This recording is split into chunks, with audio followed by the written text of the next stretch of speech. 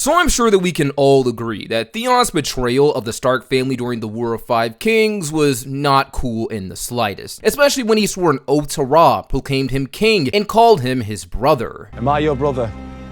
Now and always. Now and always. Besides, he thinks of me as a brother. No, not here, not in my hearing. You will not name him brother. But despite how scummy his turn was, considering that he was treated fairly well by the Starks, it's not that hard to see why he ended up switching sides. Even though he was raised among the Starks in the north, Theon knew for a very long time that he was never actually one of them. He was a political hostage meant to keep his family, the Greyjoys, in check to stop them from rebelling again, like they did when Robert Baratheon first came into power. His life was a political tool, and from a young age, and even when he got older, he was reminded that there were limits to what he could actually be to the Starks. No matter how well you're treated, a prisoner is still a prisoner. You know what it's like to be told how lucky you are to be someone's prisoner? To be told how much you owe them. So it's not that hard for me to imagine why he would turn on them in hopes of finding his own place in the world with his actual relatives that he hasn't seen in years, who also don't really seem to care that he's even alive, to be honest. But what if Theon didn't betray Robb? What if he realized much earlier in the story that he actually had it pretty good with the Starks, and his status as a prisoner and outsider didn't really apply to him anymore? What if Theon Greyjoy stayed loyal? So, let's say in this timeline, Theon decides to stay loyal to the Starks. How will we go about making this happen? Well, I don't think there really is a big change we need to make here to make this viable. Maybe he's just not as desperate for the approval of his family in this timeline than he was in the original, which would make sense. While I did give understandable reasons as to why he would want to betray the Starks, there are plenty of reasons why he would want to stay loyal as well. The primary one being the disconnect he has with his own family. He comes home after years away, and he doesn't even get a welcome home, son, or a hug from his own father. He immediately gets told that he's a screw-up and a failure, and that his sister is better than him. He's a fish out of water, and he doesn't really understand the Iron Islands that well. But he understands the North. He knows the Starks. Despite not being one of their own, he was treated like a friend, like family. And though he may have started out as a prisoner, that's different, especially since Robb is pretty much his best friend, and Ned is dead, so there's no threat to his life. He's not simply a hostage anymore. The Starks have done all right by Theon, much more than his own family, in fact, so this could play into why he doesn't want to turn on them. He would have learned that principle of honor from Ned. Then couple that with the fact that maybe Theon just doesn't want to be on the losing side of a war with the Iron Islands. The last time the Iron Islands rebelled, Theon's brothers died, so why should he have any reason to believe his father's plan this time would have any more merit, especially since he wants to take and hold the North. If Theon isn't so high on wanting his father's approval, he'll see how stupid the plan really is. As someone who's lived in the North, he'll know better than anyone that trying to forcibly take and occupy it is not going to work out. The place is just too big. The North cannot be held. Not by an outsider, it's too big and too wild. And when the winter comes, the seven gods together couldn't save you and your royal army. People have tried to take this place over since the coming of the Andals, and they failed. Aegon the Conqueror was pretty much the only guy to pull it off since he had dragons, and that's a whole different story. But moving on. Upon realizing he really has no place on Pike, that his family doesn't really care about him, and that their plan will most likely fail in the long run, Theon decides to stay loyal to his friend, Robb Stark. The first change that we would see here starts when Theon burns his letter, which was meant to warn Robb about the plans of the Ironborn. In this timeline where Theon chooses his found family over his blood family, who really isn't much of one at this point, he would actually send the letter to Robb and warn him about what's happening. Then he would get passage off the Iron Islands and go back to his friend. I don't really think the Greyjoys would try to stop Theon at this point, especially if he leaves abruptly before they can notice, and if they have no knowledge of the letter he sent to Robb. Not to mention, they didn't really seem to care that he was back home to begin with, at least Balon didn't. So if he leaves, then oh well. Now, a big question here is, once Robb gets word that the Ironborn are planning to take over the North, what is he going to do? Is he going to turn his army around and try to go back to Winterfell in the North and try to stop them? Well, I don't think so. if I'm being honest. In canon, the only reason Robb ever thought about turning his army around to go back home and confronting the Ironborn was mainly because Winterfell was captured by Theon, and this was a dangerous blow to his position as a king. His capital, his seat of power, his ancestral home was taken, and his brothers were missing. That's a bad look for a leader, so he was desperate, but the capture of Winterfell wouldn't even happen in this timeline. While the Ironborn will attack the north, they won't take Winterfell. Why? Because taking Winterfell was Theon's plan. He wanted to prove himself to his family, and he lived in the north for years, so he had knowledge of what to do and where to attack to provoke action from Bran and Roger Cassell, so he could take Winterfell for himself. The other Ironborn don't have the same knowledge of the north that Theon does, so coming up with an elaborate plan to take the Stark home would be out of the question. This in and of itself is a pretty big change, since this means that Bran and Rickon are never displaced since they don't have to run away from Theon. This also means that Roger Cassell, the Master of Arms there, isn't killed because Theon doesn't need to set an example to impress the other Ironborn. This also means that Maester Luwin gets to live since he won't get stabbed by Dagmar when the Ironborn betray Theon. So already we have some pretty positive alterations, though this would change Bran's potential journey to find Bloodraven in the future. So his journey to become the Three-Eyed Raven may be delayed or avoided entirely here. Regardless though, with his home intact and his family safe,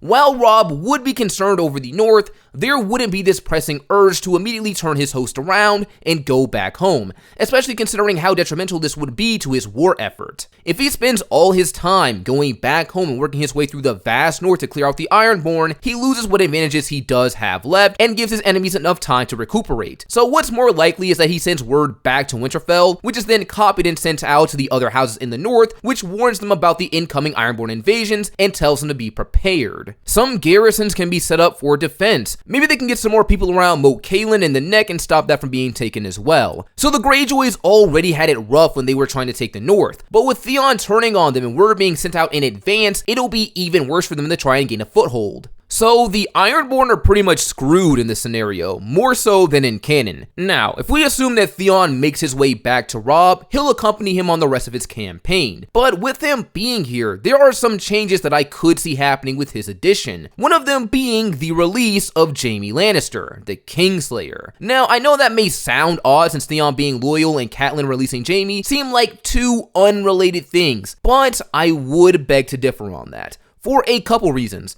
The first one being the butterfly effect. Something that seems small can end up being something really big later on. When you tackle these alternate timelines, it's reasonable to think because certain events don't play out the same, people can just end up having different thought processes as some kind of side effect. But in addition to that thought of changing thought processes, the second reason I could see Jaime not being released is because of the stress that Catelyn is under that allowed her to make that decision in the first place. Let me explain. Catelyn Stark is a wife and a mother. Her husband lost his head. Her oldest son is leading a war for independence where he could very well end up dead in the process. Her daughters, for all she knows, are in the hands of the Lannisters, and she only gets updates for one of them, Sansa, because Arya isn't even in King's Landing. Then to top it all off in the canon timeline, Theon, her son's best friend, took over their family home, and now the safety of her two youngest sons was put into question as well. With all this stress on this one woman, as stupid of a decision as it was, I can see why she decided to let Jaime go. She wants her children to be safe.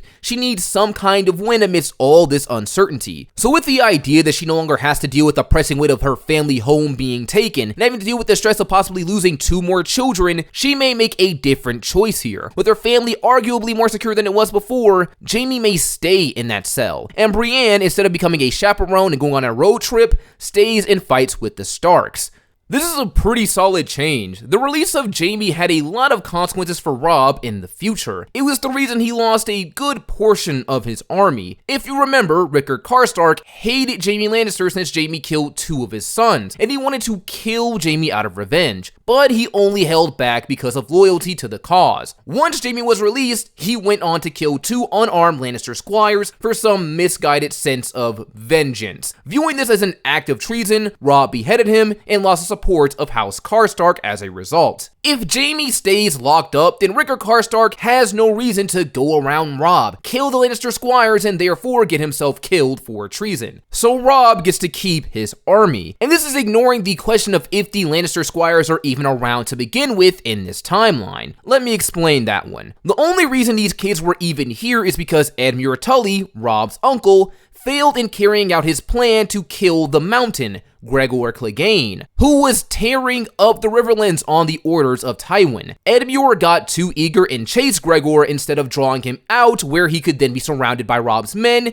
and therefore killed. Something I could see happening in this timeline with Theon around is that he's the one sent with some men to take out the Mountain. As I've already mentioned, Theon is pretty much Robb's best friend, and his standing with Robb would have only increased after informing him about Balon's plans and helping the North be prepared for an invasion by the Ironborn. So with that being said, I could see Robb trusting him enough to put him in charge of the operation to kill the Mountain. Now, knowing Theon from canon, this could easily end up being a failure of a mission like it was with Edmure. Edmure got too eager in his pursuit of glory, which led him to fail in the show. I think King Robb understands we're not going to win this war if he's the only one winning any battles. There's glory enough to go around. It's not about glory.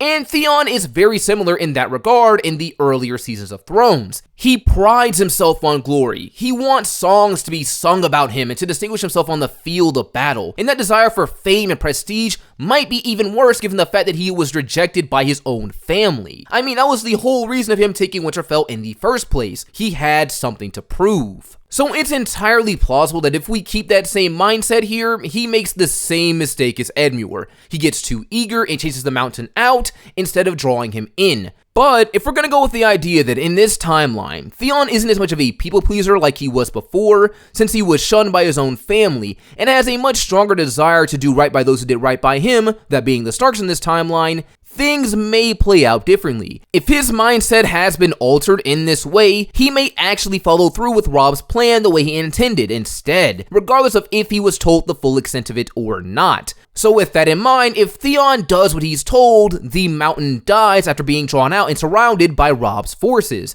This is a pretty heavy blow to the Lannisters, since the Mountain was always their go-to man when it came to violent matters, and this has some pretty extensive ramifications to the story. If the Mountain is killed by Theon and Robb, then Oberyn Martell gets to live, since he doesn't have to fight him during a trial by combat, assuming we get that far in this timeline. The Battle of the Blackwater would likely have still happened here. The Tyrells would have helped the Lannisters beat Stannis when he tried to take the city. Marjorie would still get engaged to Joffrey, but then he would be killed and then Tyrion would be put on trial. Without the Mountain around, if Tyrion calls for a trial by combat, the Lannisters will need a new champion, and I doubt whoever they pick will be as effective against whoever Tyrion chooses as the Mountain would have been. Most likely, Oberyn won't be Tyrion's champion if it comes to this, since the main reason he supported him was to get revenge on the Mountain for what he did to his sister Elia Martell. It would probably be Bronn, since the only reason he refused in canon is because he thought the Mountain was too dangerous and he had a sense of self-preservation. This time, however, with an opponent that would not be as skilled as the Mountain, he may be more open to helping out his friend Tyrion. But let's scale things back a bit. I feel like it would be really easy for me to cut this timeline off with the Red Wedding, because I'm sure a lot of people would see Theon staying loyal as not that big of a change when it comes to this, but I would actually say the Red Wedding probably doesn't happen here, because the Red Wedding isn't just a thing that happened out of nowhere. There are layers as to why this was able to be pulled off, outside of Robb breaking his oath to the Freys and marrying a foreigner.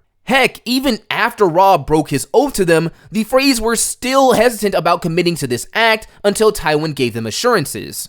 Walder Frey's many things, but a brave man, no. He never would have risked such an action if he didn't have certain assurances. Which he got from me. So with that being said, the Red Wedding happens for a few reasons. One, because Robb spurned the Freys and opened them up to this idea in the first place. Two, because Robb was in a very bad political position. He lost half his army by killing Rickard Karstark, his seat of power was taken by the Greyjoys, he lost his leverage in Jaime Lannister, and his succession was unstable with the loss of his brothers. But here, a lot of those factors are different now.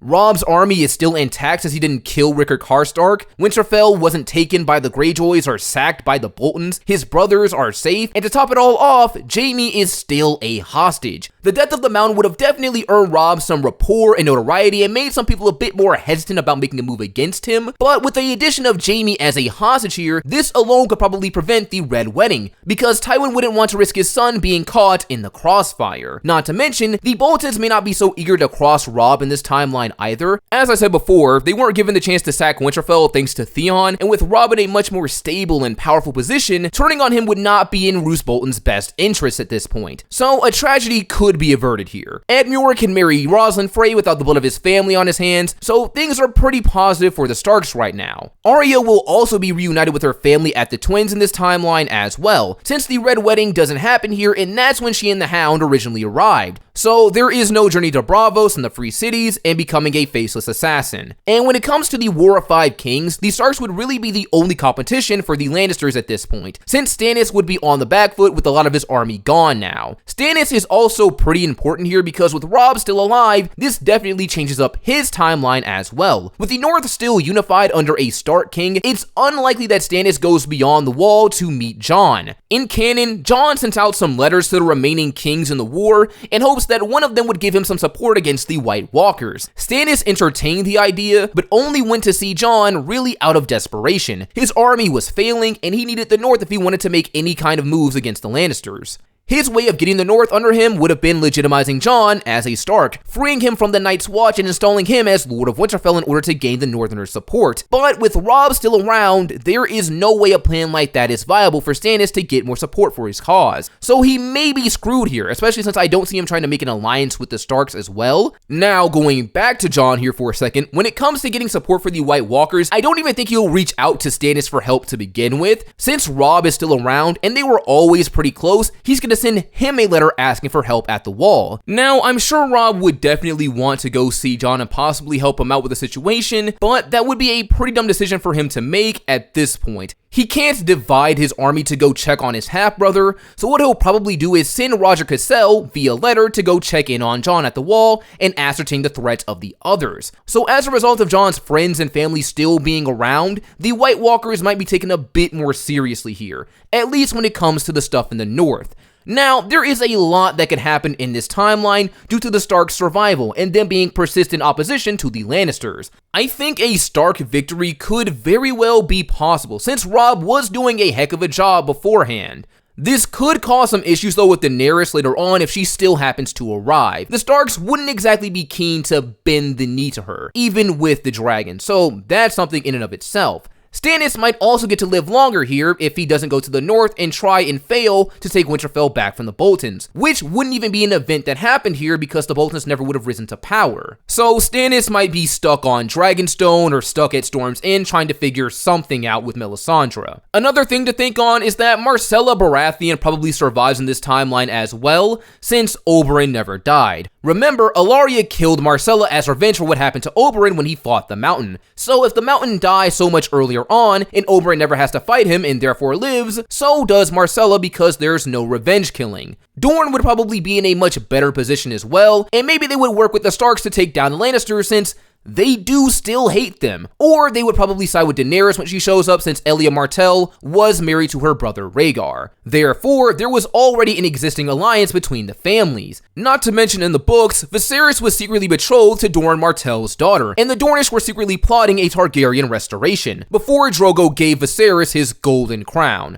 So there are some options and reasons for a Dornish Targaryen team up here. But this is where I'm going to leave the video for today. I hope you guys enjoyed it. Don't forget to like and subscribe, tell me your thoughts down below, and I will see you all next time.